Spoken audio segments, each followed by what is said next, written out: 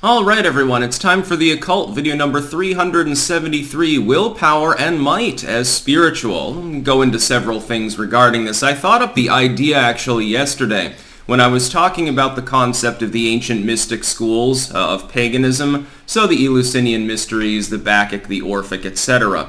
There are, I think, 5 or 6 different disparate schools there, intertwined of course.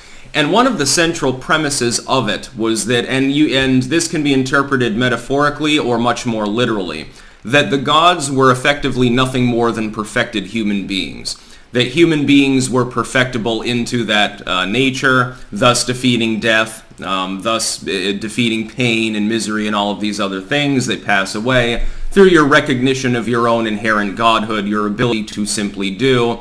The fear of death is gone. I tie this in maybe with a more modern occult approach in my own particular interpretation, which may or may not have actually been part of the original mystic schools. Of course, it's not really part of the Christian mystic tradition, but that is, again, a transmogrification of the former. It follows the former, the pagan path. And I was thinking, in essence, there's a multiple tradition here.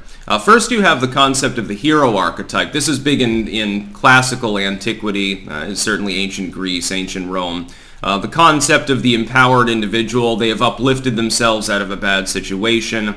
They have gained favor through some action, through some character trait. They've got some special skill. They've honed it very carefully, and they effectively ascend to godhood, or are hoping to, or they approach godly status. Now usually when you look at like poetry and epics with characters like that, there's usually one Achilles heel, literally one of those stories. There's a weakness that is eventually exploited because the idea of the non-unredeemable hero was offensive to them. They didn't like the idea of someone actually being perfect, and that wouldn't make much of a good story.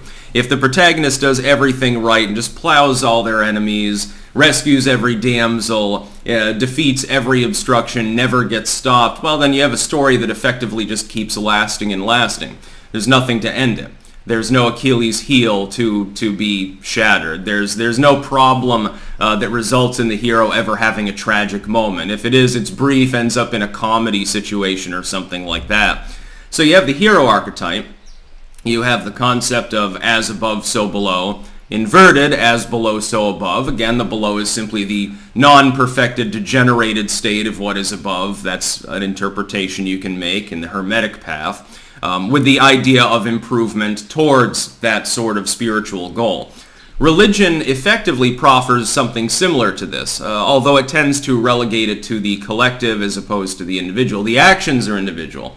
The faith is individual. The good works, the charity, whatever, the killing of one's enemies. In the ancient Norse tradition, well, it's up to you to split those skulls. Now, don't worry, you'll come to Valhalla, you'll be with all the other heroes. It's a very collectivist sort of mentality as far as the end result in religion, generally speaking. So, you're one of the elect, one of the saints. You have one of the crowns of glory, or 4 or 5 of them. It seems that you can collect them like Boy Scout merit badges or something like that in some traditions in Christendom. You're one of a number of people in paradise, in Valhalla, wherever it happens to be. I think the promulgation of iron will and of individuality is actually more healthy for one's spiritual development. Now, not for everyone. There are people that are not capable of deriving enjoyment from that.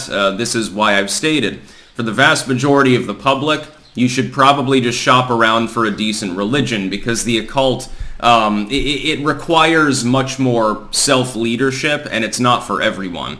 So it's not, here are our holy books, you can read them and glean wisdom. It's more like, hey, there's a whole world full of books. Have fun. It can be a little bit daunting at times. And I don't mean to insult anyone who follows a more standard orthodox religious practice by saying this. I'm just saying different strokes for different folks. Some people want to be more individualistic. They want to be left alone. Other people, they need that sense of community, that sense of togetherness, etc.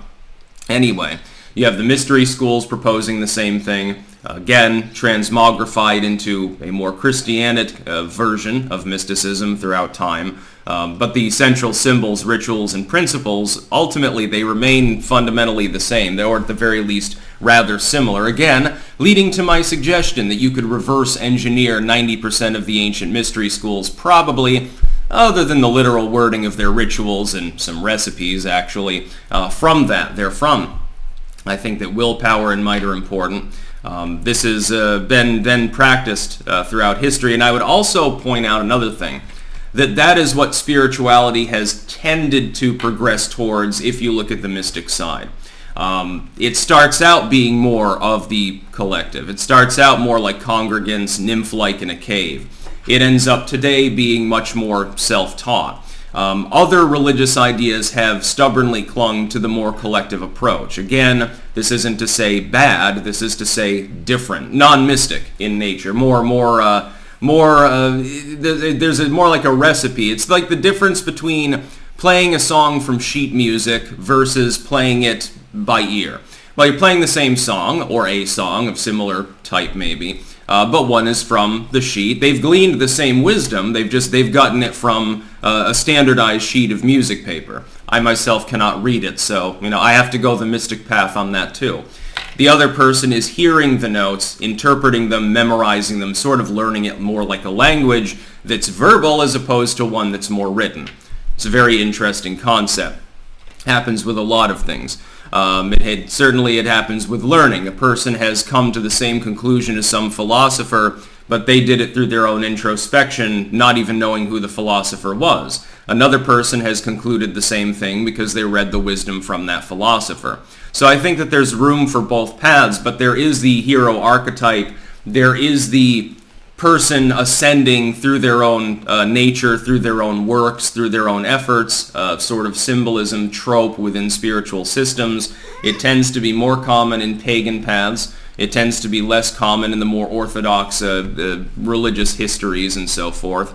And it certainly intertwines with literature. It intertwines with epics, poetry, plays, etc. Homer's big on some of this shit. Look at all the shit that Odysseus had to go through. Poor dude. That's about all. Peace out.